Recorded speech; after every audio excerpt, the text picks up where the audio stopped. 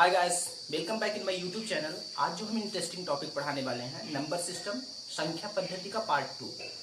दोस्तों, संख्या पद्धति में हमने बात किया प्राकृतिक संख्या क्या होती है, पूर्ण संख्या क्या होती है, पूर्णांक क्या होता है। एक मैं रिकैप करूंगा जिसमें बताऊंगा प्राकृतिक संख्या क्या होती है, पूर्ण संख्या क्या होती है और पूर्णांक क्या होता है। उसके बाद हम चलेंगे सम संख्या, विषम संख्या, परमेय, अपरमेय तथा वास्तविक संख्या की ओर। दोस्तों, अगर हम बात करें प्राकृतिक संख्या तो मुझे पता है ऐसी संख्या जिसको हम गिन सकें या ऐसी संख्या जो गिनने में सहायक हो, किसी वस्तु की गणना करने में सहायक हो, उसे हम प्राकृतिक संख्या कहते हैं। जैसे 1, 2, 3। जैसे मैं आपसे पूछूं ये कितनी उंगली है, तो आप गिनोगे 1, 2। तो ऐसी संख्या जो गणना करने में सहायक हो उसे हम प्राकृतिक संख्या कहते हैं। दोस्तों, अगर हम इसी एग्जाम्पल जोड़ लें तो प्राकृतिक संख्या मतलब नेचुरल नंबर, इंग्लिश में नेचुरल नंबर कहते हैं। इसका एग्जाम्पल होता है 1, 2, 3, 4, 5 डॉट डॉट डॉट। दोस्तों, अगर हम पूर्ण संख्या की बात करें तो प्राकृतिक संख्या 1 से स्टार्ट होता है, अनंत तक होता है। पूर्ण संख्या अगर 1 के पहले हम 0 लगा दें तो वो हो जाएगा पूर्ण संख्या। इसका मतलब दोस्तों प्राकृतिक संख्या 1 से अनंत तक होता है, पूर्ण संख्या 0 से अनंत तक होता है।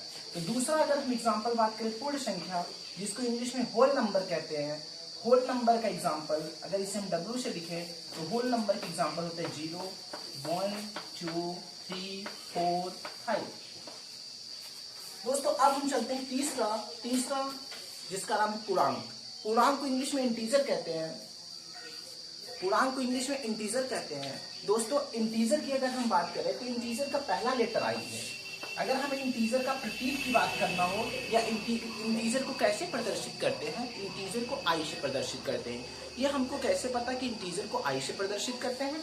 क्योंकि हम देख रहे हैं यहाँ पे इंटीजर है, इंटीजर का पहला लेटर आई है, इसलिए हम इसको आई से प्रदर्शित करेंगे। दोस्तों, अगर हम इंटीजर की एग्जाम्पल की बात करें इंटीजर के एग्जाम्पल को हम आई से प्रदर्शित करते हैं। इंटीजर में सभी धनात्मक संख्याएं, सभी ऋणात्मक संख्याएं और शून्य, ये तीनों आते हैं। दोस्तों, इसका मतलब हमें समझ में आया कि पूर्णांक या इंटीजर दो प्रकार का होता है, एक धनात्मक पूर्णांक, दूसरा ऋणात्मक पूर्णांक। अगर हम धनात्मक पूर्णांक की बात करें तो धनात्मक पूर्णांक को हम i+ से प्रदर्शित करते हैं। i+ किसका प्रतीक है? धनात्मक पूर्णांक का। धनात्मक पूर्णांक। दोस्तों, i- ऋणात्मक पूर्णांक का प्रतीक है।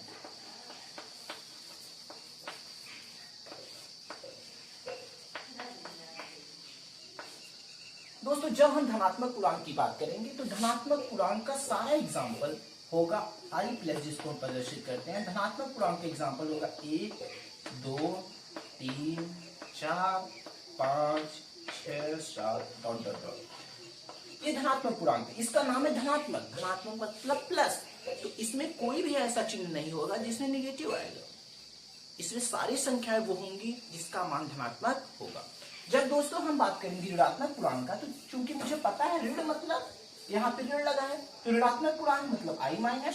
इसको जब हम प्रदर्शित करेंगे तो यहाँ पर होगा -1, -2, -3, -4, -5 डॉट डॉट डॉट अनंत। दोस्तों, पूर्णांक दो प्रकार का होता है, धनात्मक पूर्णांक, ऋणात्मक पूर्णांक। और पूर्णांक का अगर कोई परिभाषा पूछे तो पूर्णांक का परिभाषा होता है सभी धनात्मक संख्याएं, सभी ऋणात्मक संख्याएं तथा 0, ये पूर्णांक कहलाता है। अगर हमें पूर्णांक के बारे में बस लिखना है तो हम इसको, क्योंकि ये न धनात्मक है, इसमें धनात्मक, ऋणात्मक और 0 तीनों आता है, तो हम लिखेंगे i = 1, 2, 3 डॉट डॉट डॉट 0, -1, -2, -3। ये सब दोस्तों पूर्णांक ही होता है। पूर्णांक में धनात्मक संख्या, ऋणात्मक संख्या और शून्य तीनों होता है। दोस्तों, यहां तक मैंने पहले वीडियो में पढ़ चुका था, पार्ट 1 में पढ़ चुका था। अब हम पार्ट 2 में हम बात करते हैं कि आखिर में सम संख्याएं क्या होती हैं।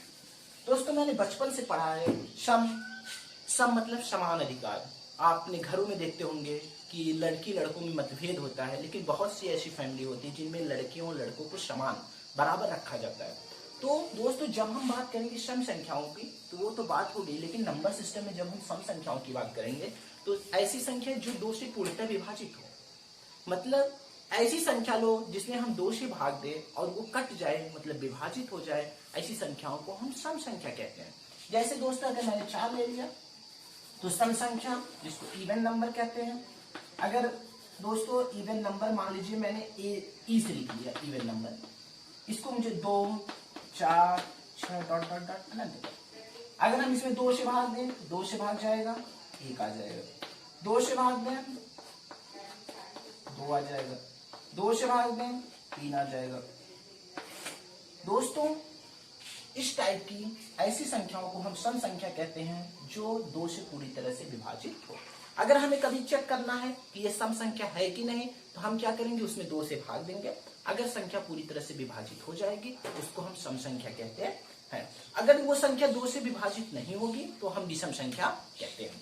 दोस्तों अब हम चेक करते हैं, जैसे मान लीजिए हमसे कोई पूछ दिया कि 7 सम संख्या है कि नहीं, तो मैंने 7 में मैं 2 से भाग दे दिया, 7 में मैं 2 से भाग दे दिया। तो मैं अगर 7 में 2 से भाग दूंगा ये कट तो जाएगा, लेकिन क्या पूरी तरह से विभाजित होगा?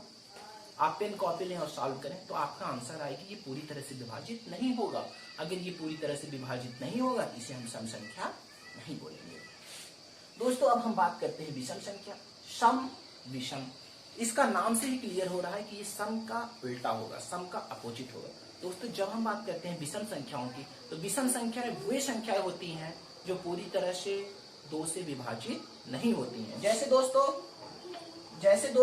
1 3 5 7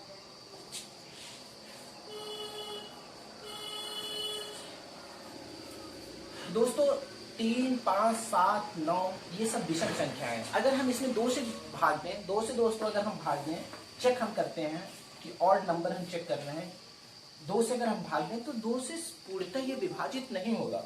अगर हम 5 में 2 से भाग दें तो ये भी पूर्णतः विभाजित नहीं होगा। 7 में अगर हम भाग दें तो 7 में भी पूर्णतः विभाजित नहीं होगा। दोस्तों इसमें गलती ये होता है कि बच्चे ये समझते हैं कि विषम संख्या 1 से स्टार्ट होती है, लेकिन विषम संख्या 1 से स्टार्ट नहीं होती। विषम संख्या 3 से स्टार्ट होती है, सम संख्या 2 से स्टार्ट होती है। जब हमें पता लगाना हो कि सम संख्या कोई संख्या है कि नहीं, तो हम 2 से भाग देंगे। अगर वो संख्या 2 से विभाजित हो जाएगी तो वो सम संख्या होगा। अगर संख्या 2 से विभाजित नहीं होगी तो वो संख्या विषम संख्या होगी। दोस्तों सम संख्या हमेशा 2 से स्टार्ट होता है, विषम संख्या 3 से स्टार्ट होता है। आइए हम नेक्स्ट पढ़ाते हैं जिसका नाम है परिमेय संख्या।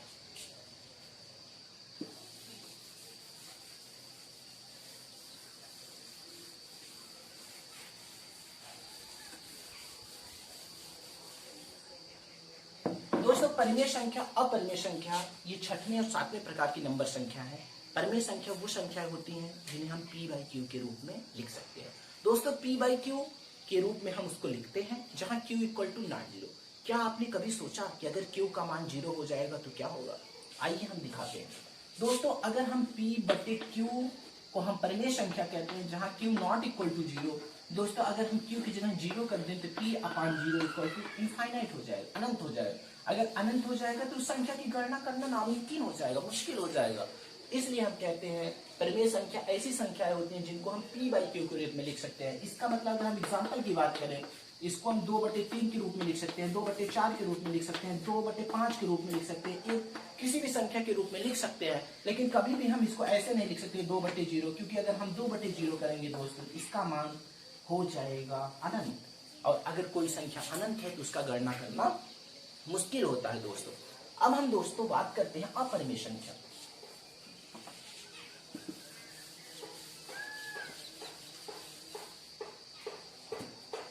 दोस्तों अपरिमेय संख्या वे संख्याएं होती हैं जिन्हें हम p/q के रूप में न लिख पाए।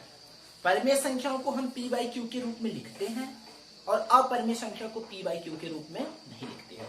जैसे दोस्तों हम समझ सकते हैं अंडर रूट के जितने हैं, जैसे √2 हो गया, √3 हो गया, ये सब अपरिमेय संख्या होती हैं। अपरिमेय संख्या का स्टैंडर्ड एग्जांपल होता है पाई, क्योंकि हमें पता है पाई का मान 3.14 होता है। कभी भी एग्जाम में पूछा कि पाई परिमेय है कि अपरिमेय है, तो मेरा जवाब होगा कि पाई एक अपरिमेय संख्या है। दोस्तों परिमेय और अपरिमेय बस इतना ही है। अब हम चलते हैं वास्तविक संख्या।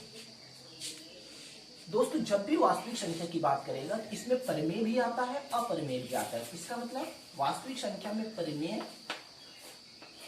प्लस अपरिमेय।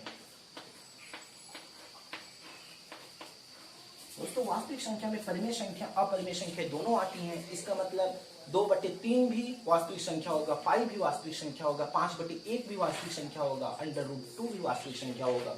दोस्तों जब भी वास्तविक संख्या की बात करें, जिसको इंग्लिश में कहते हैं रियल नंबर, जब भी रियल, ऐसे होता है ना किसी किसी के लाइफ में कोई रियल हीरो होता है, जब भी वास्तविक संख्याओं की बात करें तो हम सारे परिमेय संख्याओं का भी एग्जाम्पल लेंगे, सारे अपरिमेय संख्याओं का भी एग्जाम्पल लेंगे। दोस्तों अब हम बात करते हैं अभाज्य संख्या।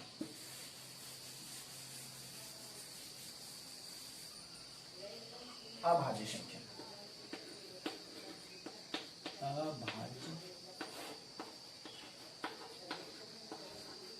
अभाज्य संख्या, यहां हो गया भाज्य।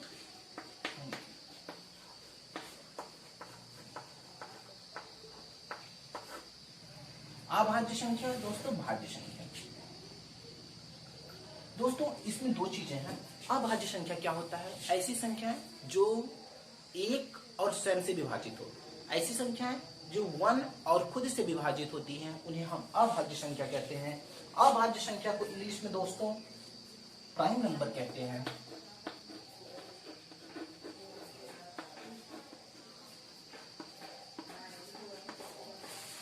और इसको कहते हैं कंपोजिट नंबर।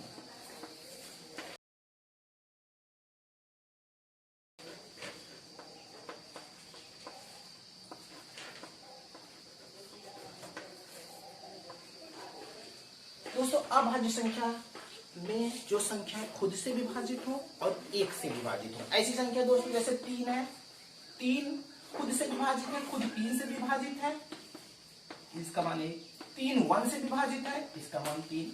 दोस्तों अभाज्य संख्या वही होती है जो खुद से विभाजित हो, 3 खुद से विभाजित है 3 से, जो 1 से विभाजित हो 3 1 से विभाजित है। ऐसी संख्याओं को कहते हैं अभाज्य संख्या। अभाज्य संख्या के एग्जाम्पल हो गए 3 5 7 11। 9 क्यों अभाज्य संख्या नहीं है? क्योंकि 9 की अगर हम बात करेंगे दोस्तों, 9 1 से विभाजित है, 9 9 से विभाजित है, 9 3 से विभाजित है, इसलिए अभाज्य संख्या नहीं है। दोस्तों जब भी हम बात करेंगे अभाज्य संख्या की, उसके लिए कंडीशन होता है ऐसी संख्याएं जो खुद से विभाजित हो, ऐसी संख्याएं जो 1 से विभाजित हो, उसे हम अभाज्य संख्या कहते हैं। दोस्तों भाज्य संख्या क्या होती है? ऐसी संख्याएं जो खुद से विभाजित हो, 1 से विभाजित हो और भी संख्याओं से विभाजित हो, उसे हम भाज्य संख्या कहते हैं। इसका मतलब दोस्तों 9 जो है वो प्राइम नंबर नहीं है, वो कंपोजिट नंबर है या भाज्य संख्या। 9 की अगर हम बात करें तो 9/3, 9 की अगर हम बात करें तो 1, 9 की बात करें तो 9 9 से खुद विभाजित है। इसका मतलब दोस्तों कि भाज्य संख्याएं खुद से विभाजित होती हैं, 1 से विभाजित होती हैं और भी संख्याओं से विभाजित होती है, ये हम भाज्य कहते हैं। अभाज्य में खुद से विभाजित होती है, 1 से विभाजित होती है। इसमें खुद और 1 के अलावा और भी संख्याओं से विभाजित होगा, उसे हम भाज्य संख्या कहते हैं।